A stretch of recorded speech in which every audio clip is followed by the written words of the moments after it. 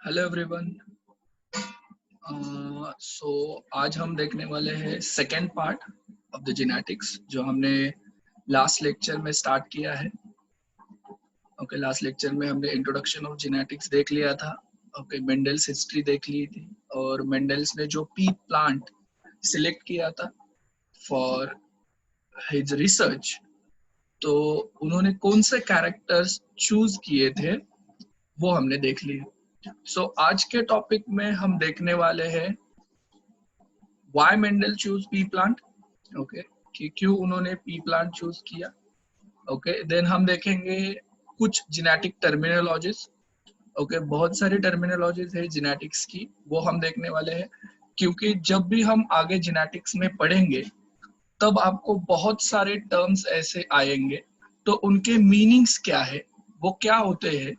Okay, ये आपको पता होना बहुत जरूरी है। इसके लिए हम कुछ जेनेटिक टर्मिनोलॉजीज देख लेंगे आज के इस टॉपिक में। सो मोस्टली आज का जो ये टॉपिक है वो जेनेटिक टर्मिनोलॉजी पे ही है।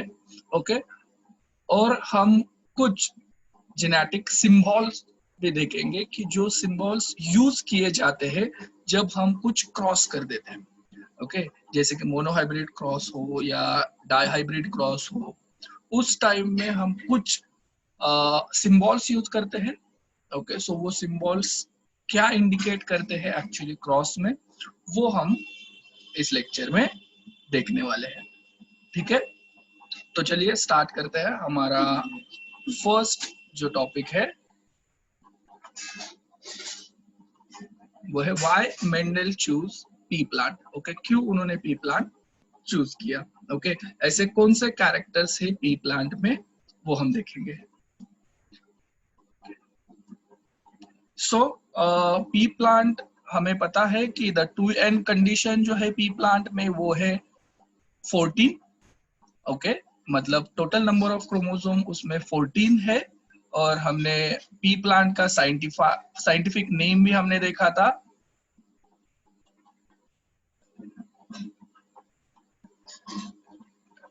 Pisum sativum. Okay, the scientific name of P plant. अब क्या कैरेक्टर्स है इसमें, देखिए। पहले तो they have very short life span. Okay, बहुत शॉर्ट लाइफ स्पैन है उनकी, and the life cycle is completed in few months. Okay, so basically 3 to 4 month में ही उनकी लाइफ साइकिल कंप्लीट हो जाती है। So it is a short period of time. Okay, so see देख लीजिए कि 3 या 4 मंथ में अगर लाइफ साइकिल कंप्लीट हो रही है तो विद इन ईयर हम 3 या 4 जनरेशन देख सकते हैं इसकी। Okay, so with in year, एक ही साल में हम 3 या 4 जनरेशन इजीली देख सकते हैं। ओके, सो ये एक रीजन था कि मेंडल ने ये प्लांट चूज किया।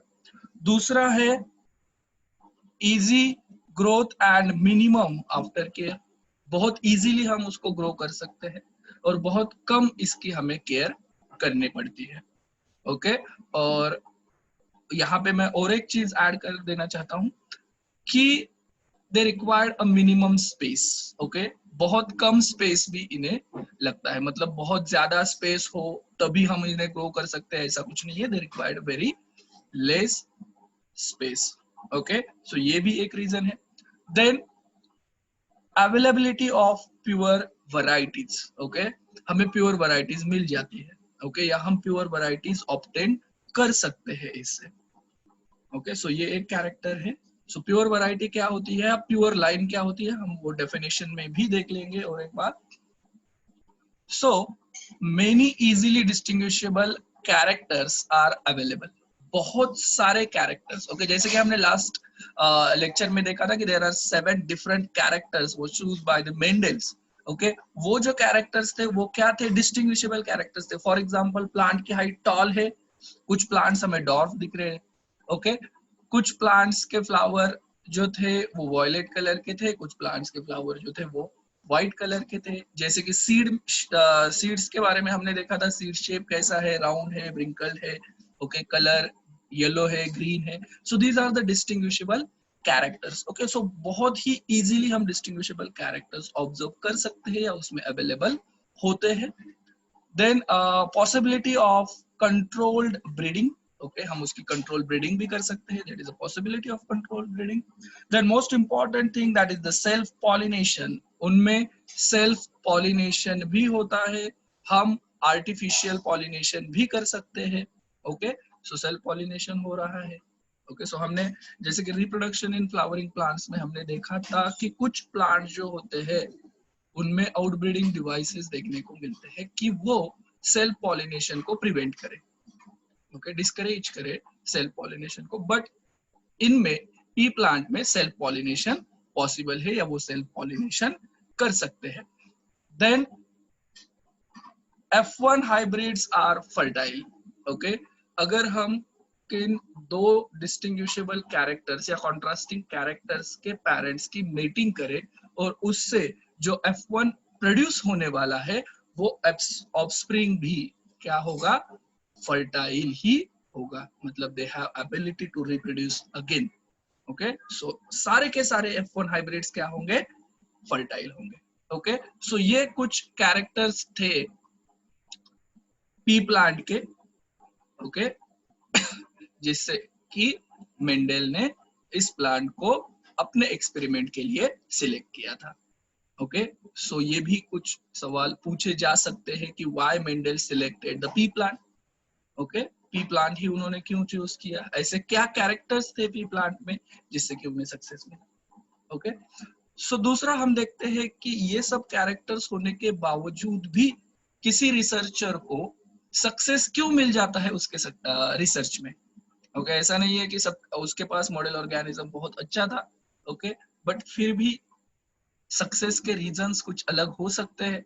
ओके, तो वो देखते हैं हम कि रीजंस क्या थे मेंडल के सक्सेस के। Okay, so first that is carefully plan and involve lots of samples.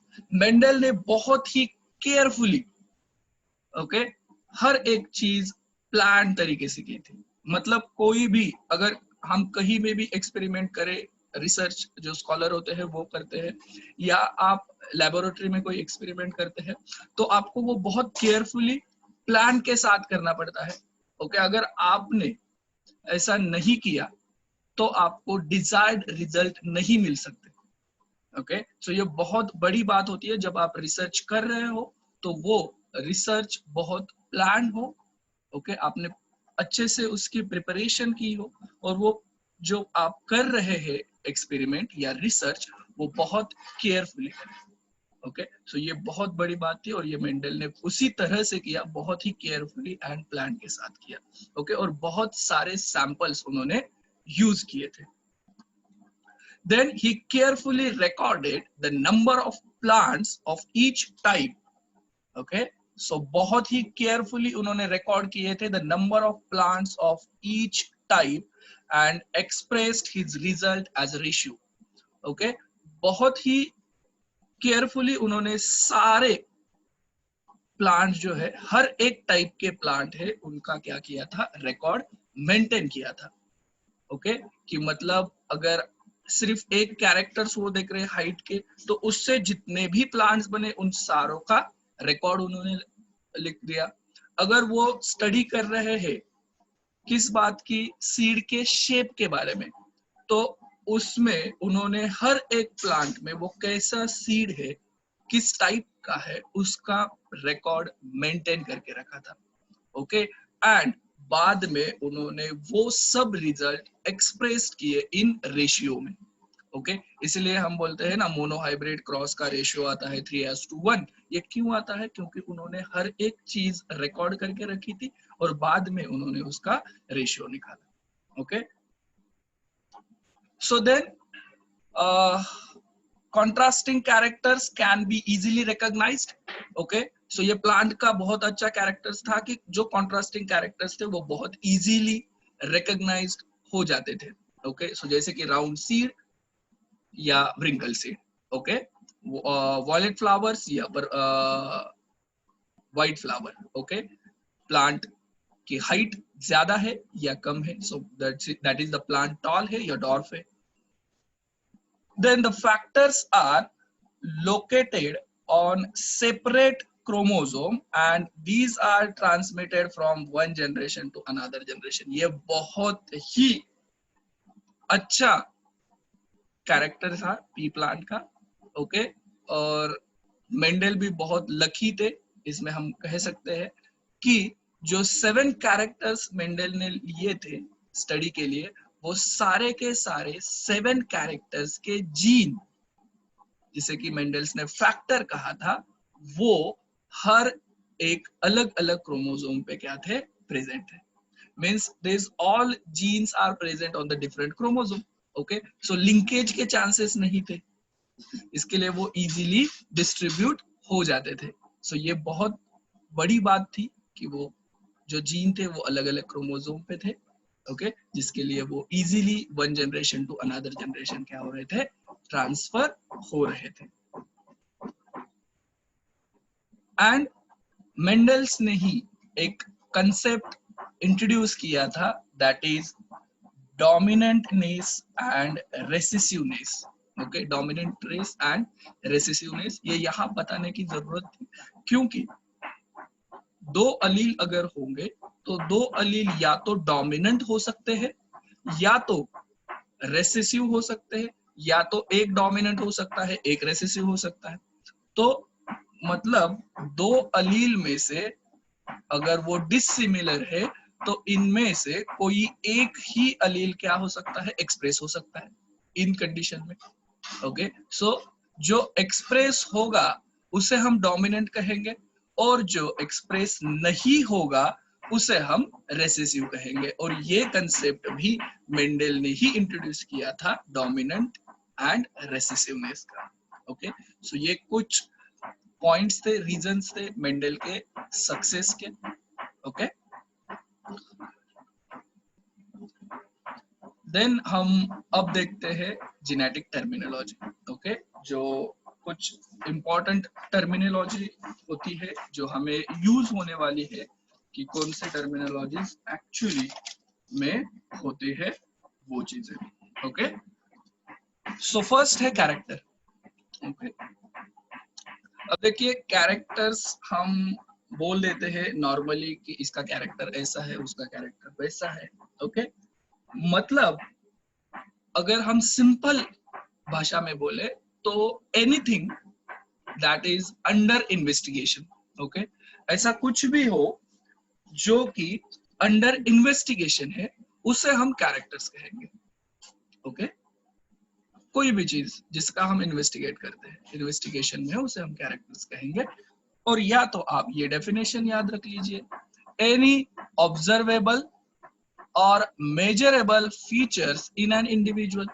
Okay, कोई इंडिविजुअल आपके सामने है, उसमें अगर आप कौन सा भी फीचर्स देख रहे हो, जो फीचर्स आप मेजर कर सकते हो या तो ऑब्जर्व कर सकते हो. ओके, जैसे कि आपके सामने एक इंडिविजुअल खड़ा है तो आप उसमें क्या देख रहे हैं, उसके हाइट देख रहे हैं ना. ओके, सो ये कैरेक्टर है, आप उसके हाइट मेजर कर रहे हैं. ओके, मतलब क्या होगी इसकी हाइट. ओके, सो 6 फीट होगी या 6 फीट से नीचे होगी. ओके, 5 फीट होगी या 5.9, 5.7. ओके, सो ये आप मेजर कर रहे हैं. ऑब्जर्व क्या कर सकते हैं आप, कलर. ओके, सो ये डार्क है, ओके, ये वाइट है. ओके, सो उसका कलर क्या है. ओके, उसके बालों का कलर क्या है. ओके, ब्लैक है या व्हाइट है. सो ये आप ऑब्जर्व कर रहे हैं. So anything which is observable or measurable features in an individual is known as character. उसे हम बोलेंगे characters. For example देखिए, हाइट, स्टेम की हाइट जो है वो एक कैरेक्टर है. हम कहेंगे सीड कलर. आप और एक एग्जांपल ले सकते हैं, सीड कलर. सो कलर जो है वो एक कैरेक्टर है, कलर जो है वो एक कैरेक्टर है. ठीक है, या शेप है, कलर सीड का शेप है. Okay, that is also a character. ठीक है, सो कैरेक्टर जो हम कुछ भी एक इंडिविजुअल में देखते हैं, मेजर करते हैं, उसे हम कैरेक्टर्स कहेंगे. दूसरा है ट्रेट. ओके, सो कैरेक्टर्स और ट्रेट, सो हम इसे एक साथ नहीं कह सकते, मतलब कि कैरेक्टर और ट्रेट एक ही है, ओके, बट उस कैरेक्टर्स का एक्सप्रेशन क्या है, what is the expression of that character is called as trait, मतलब वो कैरेक्टर्स किस फॉर्म में एक्सप्रेस हो रहा है, इस फॉर्म में एक्सप्रेस हो रहा है, उसे हम बोलेंगे ट्रेट्स, ओके। सो देखिए ट्रेट की डेफिनेशन क्या है, an inherited character and its detectable variant और manifestation of character is called as a trait, okay, manifestation of that characters or expression of the character is called as a trait. For example, अगर हम height ये character देख रहे हैं, तो इस height में या तो height tall हो सकती है या तो dwarf हो सकती है, तो ये tall और dwarf जो है ये है traits, ये है traits। कलर, ये आप कैरेक्टर देख रहे थे, तो इसके दो हो सकते हैं, या तो कलर पर्पल हो सकता है या तो कलर व्हाइट हो सकता है, ओके। अगर आप शेप ये कलर देख रहे हैं, तो शेप या तो राउंड हो सकता है, ये ट्रेट है, या तो शेप व्रिंकल्ड हो सकता है, या तो व्रिंकल्ड हो सकता है। सो ये ट्रेट्स है, मतलब वो कैरेक्टर्स किस फॉर्म में एक्सप्रेस्ड हो रहा है, किस फॉर्म में एक्सप्रेस हो रहा है, उसे हम बोलेंगे trait.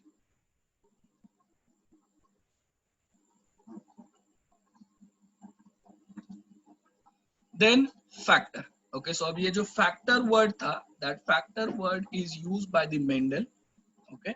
So factor is nothing but the unit of heredity, heredity का ही एक यूनिट है। So a particle present in the organism which is responsible for inheritance and expression of characters. कोई भी ऑर्गेनिज्म में एक पार्टिकल प्रेजेंट रहेगा, जो particles responsible रहेगा इनहेरिटेंस के लिए, ओके, या एक्सप्रेशन के लिए, एक किसी कैरेक्टर्स का एक्सप्रेशन करने के लिए, ओके। सो फॉर एग्जांपल हम फैक्टर्स को ही आज जीन कहते हैं, okay, we are called as a gene. So basically factors को हम और एक तरीके से जान सकते हैं, the every character is controlled by factor, okay. So हर एक कैरेक्टर जो होगा वो कोई ना कोई फैक्टर से कंट्रोल होता होगा, ओके। सो हम यहाँ पे बोल रहे हैं, सी फॉर एग्जांपल ये क्रोमोसोम का स्ट्रक्चर है या डीएनए का स्ट्रक्चर है, यहाँ पे मैंने कहा कि इस जगह पे एक फैक्टर है जो कि टी फैक्टर है, ओके। मतलब ये एक्सप्रेस क्या करेगा, टॉल, मतलब यानी कि हाइट, ओके। सो इस कैरेक्टर्स को वो एक्सप्रेस कर रहा है, हाइट, ओके। यहाँ पे एक जीन रहेगा या फैक्टर रहेगा, हम सी बोल रहे हैं। सो ये क्या एक्सप्रेस करेगा, कलर का कैरेक्टर एक्सप्रेस करेगा, ओके। सो इसे हम बोलते हैं फैक्टर। और फैक्टर जो वर्ड है वो इंट्रोड्यूस किया था या टर्म कॉइन किया था मेंडल ने। मेंडल को जीन के बारे में कुछ पता नहीं था, डीएनए के बारे में उनको कुछ पता नहीं था, ओके।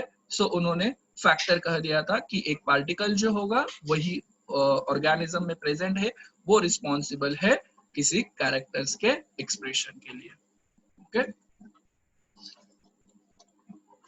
सो नेक्स्ट है जीन, ओके। सो अभी हम फैक्टर्स को ही जीन बोलते हैं। सो सी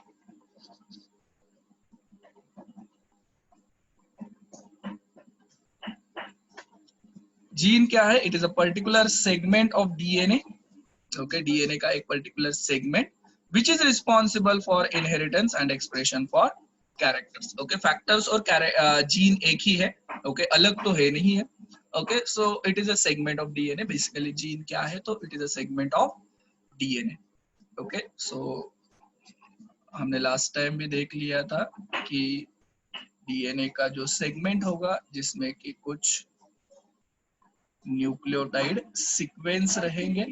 ओके, सो न्यूक्लियोटाइड सीक्वेंस रहेंगे, उस न्यूक्लियोटाइड सीक्वेंस को एक पर्टिकुलरली हम क्या बोलेंगे, जीन कहेंगे। ओके, और ये जीन आगे जाके mRNA बनाएगा। ओके, और mRNA से वो प्रोटीन बनाएगा। ओके, और इस प्रोटीन से कोई एक कैरेक्टर्स हमें मिल जाएगा। So actually they are responsible for expression of the characters. Characters expression के लिए वो बहुत इंपॉर्टेंट है या जरूरी होते हैं। ठीक है, सो होप सो जीन आपको पता चल गया।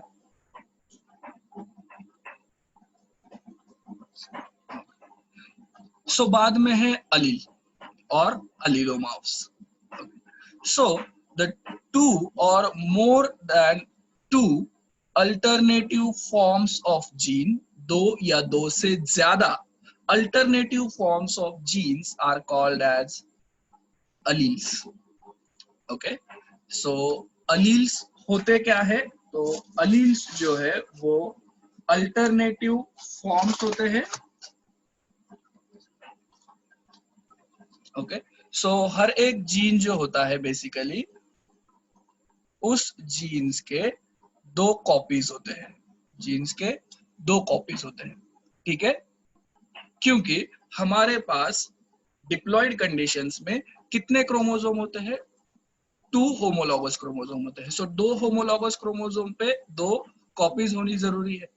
तो उस जो जीन होते हैं उसकी जो अल्टरनेटिव कॉपीज होती है उसे हम अलील बोलते हैं। अलील और जीन एक ही है। ओके, बट जो अल्टरनेटिव फॉर्म्स होते हैं उन्हें हम अलील बोलते हैं या अलीलोमॉर्फ्स बोलते हैं। ओके, और ये जो अलील्स होते हैं दे ऑक्यूपाई द आइडेंटिकल लोकाई, एक ही पोजीशन पे प्रेजेंट होते हैं। ओके, फॉर एग्जांपल हमने कहा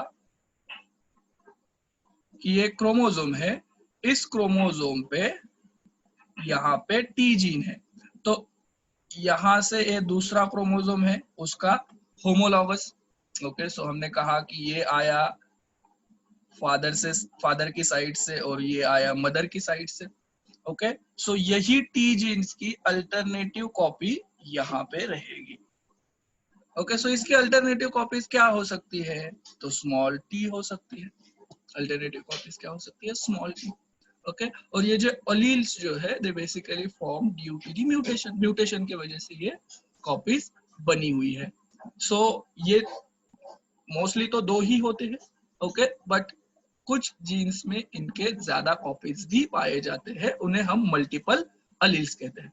ओके, सो वो कंसेप्ट भी हम देखेंगे कि मल्टीपल अलील्स होता क्या है, जिसका one of the best example is blood group. Okay,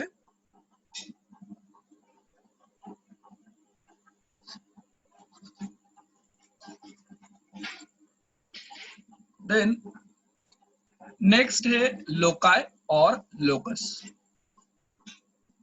C, loci का मीनिंग होता है the exact position of gene on homologous chromosome. Homologous chromosome पे जीन का एग्जैक्ट पोजीशन क्या है उसे हम बोलेंगे लोकस। ओके, द स्पेसिफिक और the exact position of the gene. Okay, जैसे कि हमने कहा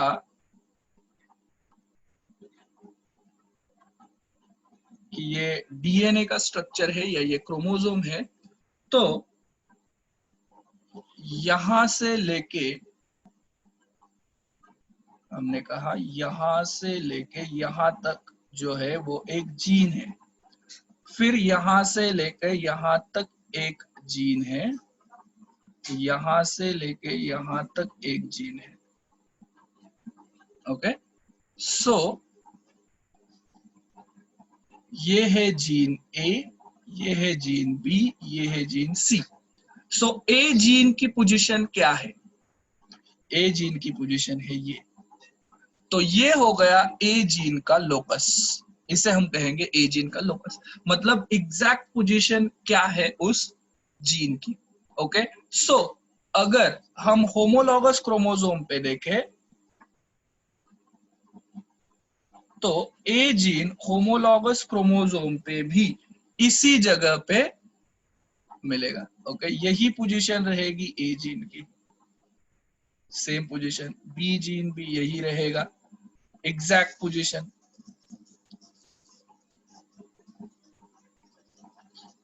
Okay, so exact or specific position of gene on homologous chromosome, उसे हम बोलते हैं locus, उसे हम बोलेंगे locus. So loci और locus एक ही चीज है और उसका मीनिंग है exact position of gene.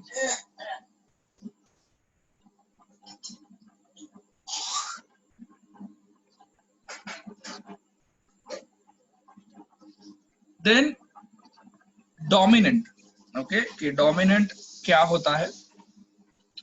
सी हम कभी कभी ऐसा सुनते हैं क्लास में या कुछ कि ये डोमिनेंट है, दिस बॉय इज डोमिनेंट और this girl is dominant over other kids, okay, या अदर स्टूडेंट्स के ऊपर बहुत डोमिनेंट है.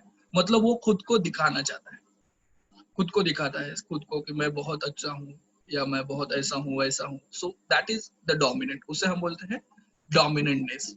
ओके, सो अब यहाँ पे क्या चीज होती है कि डोमिनेंट जो है वो इट इज एन अलील, अलील होगा that express it's traits even in the presence of alternative alleles. एक ऐसा अलील जो खुद को एक्सप्रेस करेगा, okay, खुद को एक्सप्रेस करेगा even in the presence of alternative alleles. दूसरा अलील उसके साथ होके भी वो सिर्फ खुद को ही एक्सप्रेस कर रहा है, तो उस अलील को हम बोलेंगे डोमिनेंट. ओके, और ऐसा कब हो सकता है? When the condition is heterozygous. Okay, so कब होता है? जब हेटेरोजाइगस कंडीशन होती है of in F1 hybrid, the allele expressed which is called as a dominant and which mask, ये mask है, mask the effect of another allele. Okay, so for example देखिए कि ये ऐसी कंडीशन है, इसे हम बोलते हैं हेटेरोजाइगस कंडीशन. ओके, एक कैपिटल टी है और एक स्मॉल टी है, तो ये दो एक ही कैरेक्टर्स शो करते हैं या एक्सप्रेस करते हैं, दैट इज हाइट. जो कैपिटल टी होता है वो रिस्पॉन्सिबल होता है टॉलनेस के लिए और जो स्मॉल टी होता है वो रिस्पॉन्सिबल होता है डॉर्फनेस के लिए. ओके, सो अब ये कंडीशन है जिसमें कि एक कैपिटल टी है और एक स्मॉल टी है. बट अब यहाँ पे क्या हो जाएगा कि ये जो कैपिटल टी है ये मास्क करेगा इसका इफेक्ट डॉर्फनेस का. ओके, और ये खुद को एक्सप्रेस करेगा. तो ये जो F1 हाइब्रिड है, ये जो प्लांट्स बनेंगे वो बनेंगे टॉल, ये बनेंगे टॉल. क्यों टॉल बने, किसके वजह से टॉल बने? तो because of the capital T. So capital T क्या हो गया? डोमिनेंट हो गया, जिसने कि खुद को एक्सप्रेस किया और जो बाजू वाला स्मॉल टी है उसको सप्रेस कर दिया, तो उसे हम बोलेंगे डोमिनेंट. और जो स्मॉल टी है उसे हम बोलेंगे रेसेसिव, उसे हम बोलेंगे रेसेसिव. सो रेसेसिव अलील क्या होगा फिर? जो सप्रेस होगा in the presence of dominant allele, but in homozygous condition it will express itself. okay, जब वो homozygous condition में होगा मतलब उसके साथ दोनों small t रहेंगे, तो वो खुद का एक्सप्रेशन क्या करेगा? एक्सप्रेस करेगा. और इसका एक्सप्रेशन क्या होगा? तो डॉर्फ. तो डॉर्फनेस शो होगा, बट कब? अगर small T homozygous recessive condition में है. दोनों के दोनों अलील जो है वो रेसेसिव कंडीशन में है, तो वो डॉर्फनेस शो करेंगे. सी,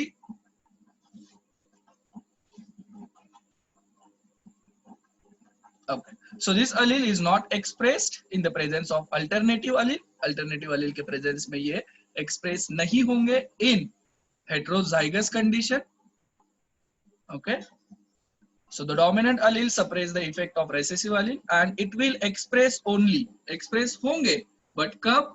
in homozygous condition. जब homozygous condition होगी, जब हम बोलते हैं ऐसी कंडीशन होगी, तभी ये एक्सप्रेस होंगे और उनका जो फिनोटाइप है वो हमें दिखेगा. Okay, so the next is genotype. कि जीनोटाइप क्या होता है? सो सिंपली आपको याद रखना है द जेनेटिक कॉन्स्टिट्यूशन, ओके, और या तो आप बोल सकते हैं genetic makeup of an organism with respect to a particular trait. एक पर्टिकुलर ट्रेट के रिस्पेक्टिव में उस कैरेक्टर्स का या उस ट्रेट का जेनेटिक मेकअप क्या है, उसे हम बोलेंगे जीनोटाइप, उसे हम बोलेंगे जीनोटाइप। ओके, और the combination of allele for a particular trait, उसे हम बोलेंगे जीनोटाइप। ओके, सो देखिए कि प्लांट टॉल है। ओके, सो ये टॉलनेस उस प्लांट में किस जीनोटाइप के वजह से आई, उसमें ऐसा क्या था जिसकी वजह से ये टॉल आए। तो कंडीशन हो सकती है कि ये टॉल इस वजह से आया होगा, दोनों जो अलील होंगे वो टी टी कैपिटल में, कैपिटल फॉर्म में रहेंगे, या तो फिर कैपिटल टी स्मॉल टी इस वजह से आया होगा सॉरी, कैपिटल टी या स्मॉल टी स्मॉल टी। तो ये हो गया genotype for the tallness. Okay, और अगर कोई प्लांट डॉर्फ है तो वो क्यों डॉर्फ आया होगा, क्योंकि उसका जीनोटाइप स्मॉल टी रहा होगा। तो ये है genetic makeup for this trait, और ये दो है genetic makeup for this trait, कि उस ट्रेट के लिए जेनेटिक मेकअप या जेनेटिक कॉन्स्टिट्यूशन क्या है। ओके, उस पर्टिकुलर ट्रेट के बारे में। और अगर बहुत सारे के सारे अगर हम जेनेटिक मेकअप को कंबाइन करें, हर एक अलील को, हर जीन को, तो उससे हम बोलेंगे जीनोम, उसे हम बोलेंगे genome. So the entire genes in the organism is called as a genome, उसे हम जीनोम कहेंगे। और अगर हम पर्टिकुलर ट्रेट के बारे में बोल रहे हैं तो वो हो गया जीनोटाइप। ओके, तो सिंपल है जीनोटाइप। देन नेक्स्ट डेफिनेशन है फिनोटाइप। ओके, सो फिनोटाइप बहुत ही इजी आप याद कर सकते हैं। Phenotype is nothing but the external appearance of an individual for any trait. उस ट्रेट के लिए उस इंडिविजुअल में ओके क्या अपीयरेंस है, ओके मतलब वो कैसा दिख रहा है, उसे हम बोलेंगे phenotype. Okay, the external appearance और the external morphology of the individual for a particular trait is called as a phenotype of that trait. Okay, and it is observable and determined by the different combination. Okay, so ये जो phenotype होता है वो observable होता है, हम देख सकते हैं। मतलब देखिए प्लांट कैसा है, प्लांट टॉल है या डॉर्फ है। सो अगर आपको प्लांट टॉल दिख रहा है तो वो हो गया उसका फिनोटाइप। अगर आपको प्लांट डॉर्फ दिख रहा है, शॉर्ट दिख रहा है, तो वो हो गया उसका फिनोटाइप। ओके, या सीड आपको राउंड दिख रहे हैं तो ये राउंड क्या है, फिनोटाइप है उस सीड का। ओके, या सीड आपको येलो कलर के दिख रहे हैं तो ये है फिनोटाइप ऑफ दैट। मतलब आपको उसका एक्सटर्नल अपीयरेंस क्या दिख रहा है उसे हम बोलेंगे फिनोटाइप। ओके, और ये फिनोटाइप किस वजह से आता है, तो phenotype is determined by the genotype, genotype की वजह से फिनोटाइप आएगा। ओके,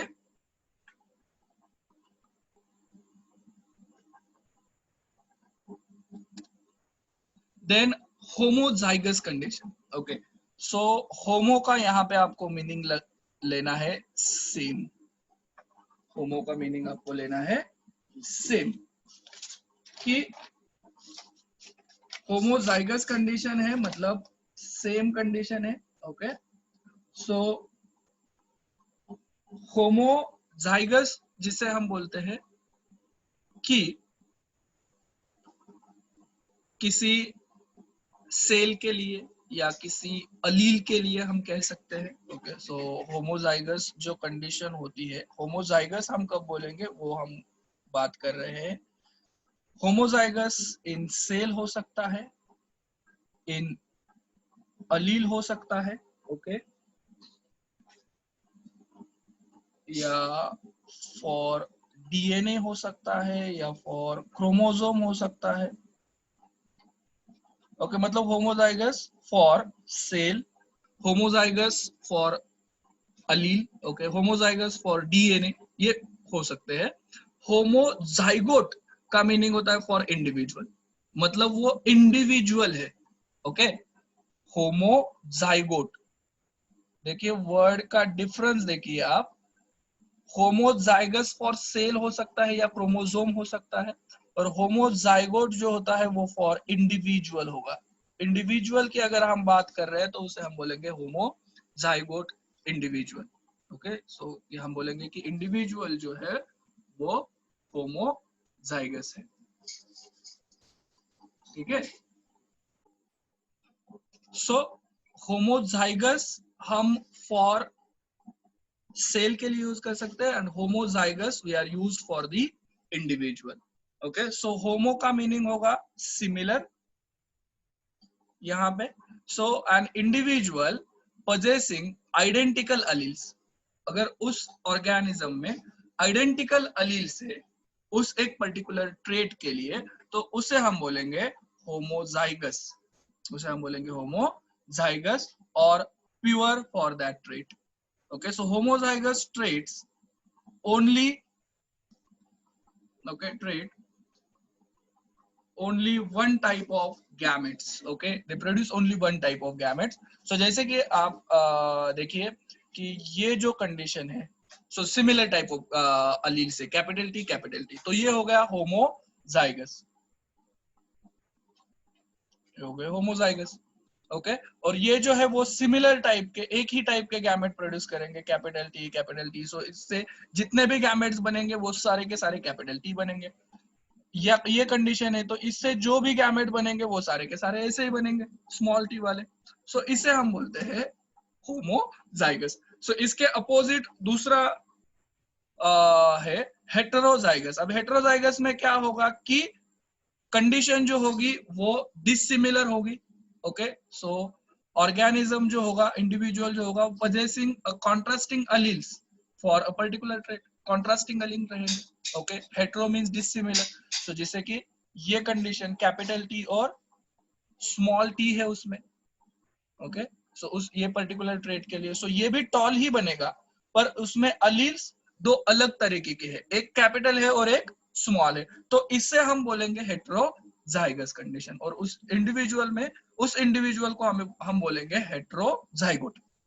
ओके, सो ये हेटेरोजाइगस जो होते हैं ये हम उन्हें ट्रू ब्रीडर्स नहीं कह सकते या प्योर लाइन नहीं कह सकते, तो इसे हम क्योंकि इससे जो गैमेट्स बनेंगे वो डिफरेंट बनेंगे, आधे गैमेट्स में कैपिटल टी रहेगा और आधे गैमेट्स में स्मॉल टी रहेगा, so they form a different gametes. Okay, so एक में रहेंगे कैपिटल टी, एक में रहेगा small T, so dissimilar gametes produce कर रहे हैं। ओके, सो इसे हम बोलते हैं heterozygous condition. Then next pure line, हमने पहले भी बात किया था कि प्योर लाइन होता क्या है। Okay, so it is a group of individuals having, okay, so individual or a group of individuals which is homozygous or true breeding। okay, वो क्या होते हैं, homozygous और true breeding for one or more traits।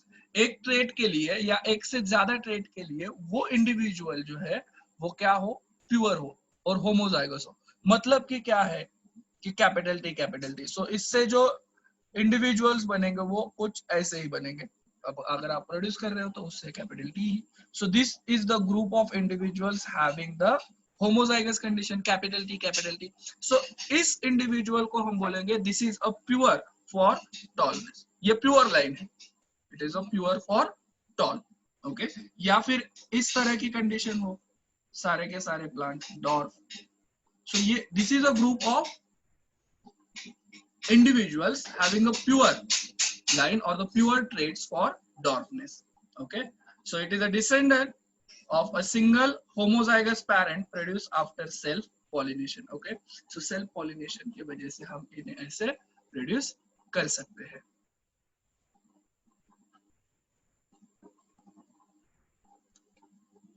Then monohybrid, okay, इसके बारे में हम लोग डिटेल में भी देखने वाले हैं कि मोनोहाइब्रिड क्या होता है। So monohybrid, mono means single, hybrid means mixer. Okay, mixing है दो डिफरेंट एलील्स है। So it is an heterozygous, पहले तो हमें याद रखना है कि हाइब्रिड है मतलब हेटेरोजाइगस है, पर mono single, so it is heterozygous for one trait. Okay, एक ट्रेट के लिए ये क्या है, हेटेरोजाइगस है, तो उसे हम बोलेंगे mono hybrid individual. So and produced from a cross between two pure parents, दो प्योर पेरेंट्स के वजह से ये प्रोड्यूस होने वाला है। सो एक प्लांट है कैपिटल टी और दूसरा प्लांट है कैपिटल टी स्मॉल टी। इससे जो इंडिविजुअल प्रोड्यूस होगा ये कुछ इस तरह का रहेगा। ओके, सो इंडिविजुअल जो है वो कुछ इस तरह का रहेगा। तो ये हो गया hybrid.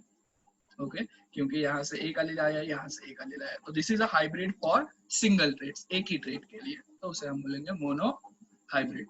Then F1 generation, so it is refers to the first filial generation and it constitutes all the offspring produced from a parental cross. यानी कि यहाँ पे भी हम देख सकते हैं कि ये जो है वो पेरेंट है और ये पेरेंट से ये उनके फर्स्ट प्रोजेनी है, तो उसे हम बोलेंगे F1 generation, first filial generation. जो फर्स्ट पेरेंट से जो फॉर्म होंगे उन्हें हम बोलेंगे F1 जनरेशन। अगर जब हम इस F1 जनरेशन को सेल्फिंग करें, ओके, मतलब इनमें ही क्रॉस करें, तो इससे जो प्रोजेनी प्रोड्यूस होंगे उसे हम कहेंगे F2 generation, second filial generation. तो ये हो गई फर्स्ट जनरेशन और इससे हमने रेज की second generation, this is called as a F2 generation. अगर हम इस F2 प्लांट्स को फिर से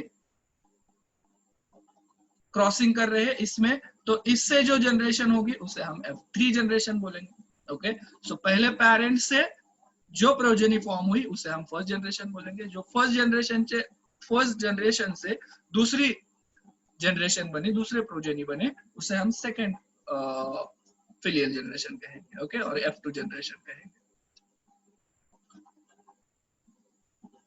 देन F2 जनरेशन हमने देख लिया कि that is called as again selfing of the F1 generation. Okay, and this is called as the second filial generation. Then Punnett square. Okay, so it is a probability table basically which is introduced by the scientist Punnett. Okay, or it is also called as a checker box. It is a probability table for representing the different permutations and combinations of fertilization between two gametes of opposite mating type. Okay, मतलब mail या female जो से gametes बने हैं उन gametes में से हम कुछ कॉम्बिनेशंस बनाएंगे एक टेबल में, एक टेबल का इस्तेमाल करके, उसे हम कहेंगे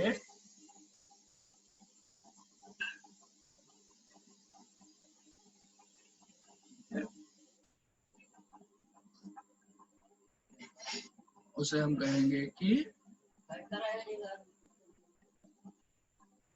चेकर बॉक्स। ओके, सो ये हम टेबल निकाल देते हैं मोनोहाइब्रिड क्रॉस के लिए।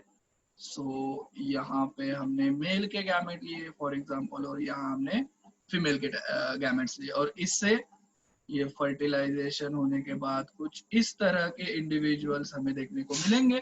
तो ये हम रिप्रेजेंट करते हैं एक बॉक्स में, उसे हम चेकर बॉक्स कहते हैं या पनेट स्क्वायर कहते हैं। Then homologous chromosome. ओके, ये आपने लास्ट ईयर सेल डिवीजन में भी पढ़ा होगा। होमोलॉगस क्रोमोसोम क्या होते हैं? The chromosome which are morphologically and genetically as well as structurally identical, okay, present in a diploid cells are called as a homologous chromosome. Okay, so homologous chromosome क्या है? जो कि morphologically and genetically similar है, जो कि हमें diploid conditions में देखने को मिल जाते हैं। सो ये रहा एक क्रोमोसोम, हमने कहा ये फादर से साइड से आया है, और ये उसका होमोलॉगस है जो मदर के साइड से आया। So these two are homologous chromosome. So ये डिप्लॉयड कंडीशंस में हमें देखने को मिलता है। ओके, और इनकी पेयरिंग होती है ड्यूरिंग द मियोसिस, और उनके पेयरिंग को हम बोलते हैं सिनेप्सिस। ओके, सिनेप्सिस यानी कि pairing of homologous chromosome.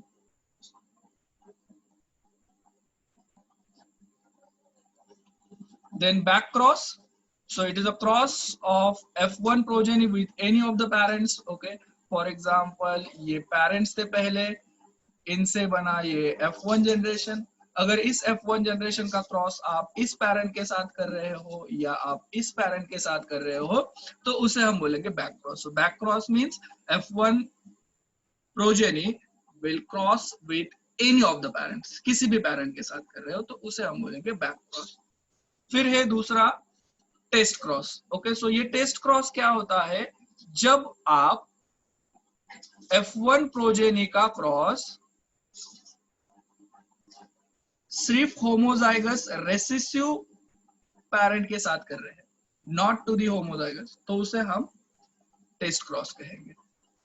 Okay, so F1 progeny cross with recessive parents, homozygous recessive parents, सिर्फ इसके साथ ही हो रहा है, मतलब ये कंडीशन, तो इसे हम बोलेंगे test cross. This is called as the test cross. Okay, then phenotypic ratio and genotypic ratio. So phenotypic ratio जो होता है, it is the ratio of offspring produced in F2 generation and subsequent generation with respect to their physical appearance. Okay, जो कुछ भी ratio है offspring का जो F2 generation में प्रोड्यूस हो रहा है या F3 जनरेशन में प्रोड्यूस हो रहा है, उसके सब्सिक्वेंट जनरेशन में प्रोड्यूस हो रहा है with respect to their physical appearance. Okay, so physical appearance की वजह से जो रेशियो हमें देखने को मिल रहा है उसे हम फिनोटाइपिक रेशियो कहेंगे, और जीनोटाइपिक रेशियो वैसे ही but with respect to genetic makeup. Okay, जिससे कि हम एक सिंपल सा यहाँ पे एग्जांपल देते हैं, capital T capital T capital T small T small T small T, ये जीनोटाइप है। सो अगर हम मोनोहाइब्रिड क्रॉस कर रहे हैं तो इसका जीनोटाइप हमें कुछ इस तरह से देखने को मिलेगा, 2:1, 1:2:1, तो ये हो गया जीनोटाइपिक रेशियो। और फिनोटाइपिक रेशियो मतलब हमें प्लांट्स कैसे दिख रहे हैं। ओके, सो देखिए ये प्लांट भी टॉल बनेगा, ये भी टॉल बनेगा और ये डॉर्फ बनेगा। सो दो ही फिनोटाइप हमें देखने को मिलेंगे, या तो एक टॉल या तो एक डॉर्फ। सो ये तो टॉल बनेंगे, सो ये 1+2, ये हो गया 3 और ये डॉर्फ एक ही हो गया। सो ये हो गया फिनोटाइपिक रेशियो, दैट इज 3:1।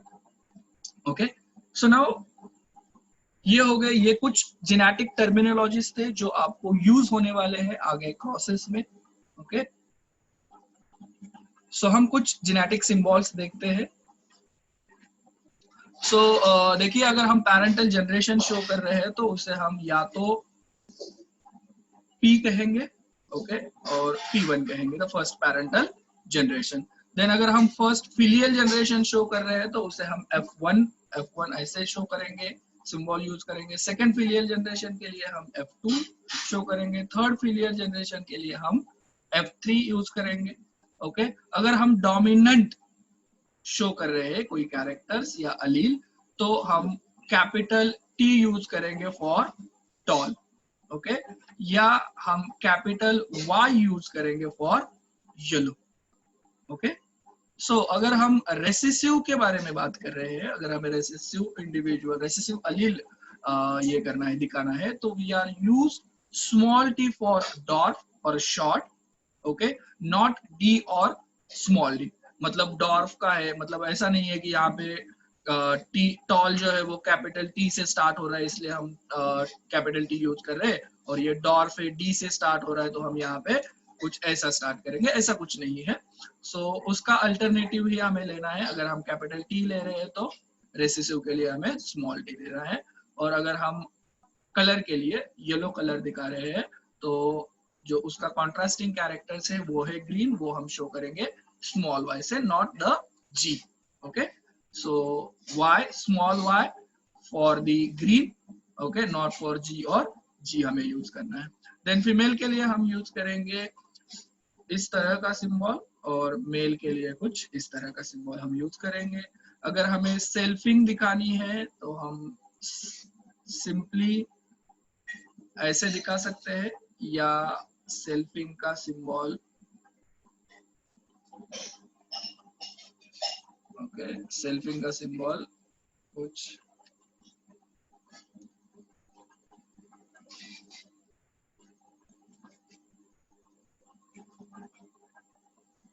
सो कुछ इस तरह के से भी हम सेल्फिंग का सिंबल दिखा देते हैं।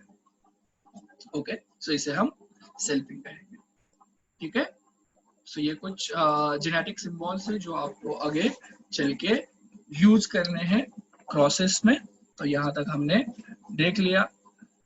सो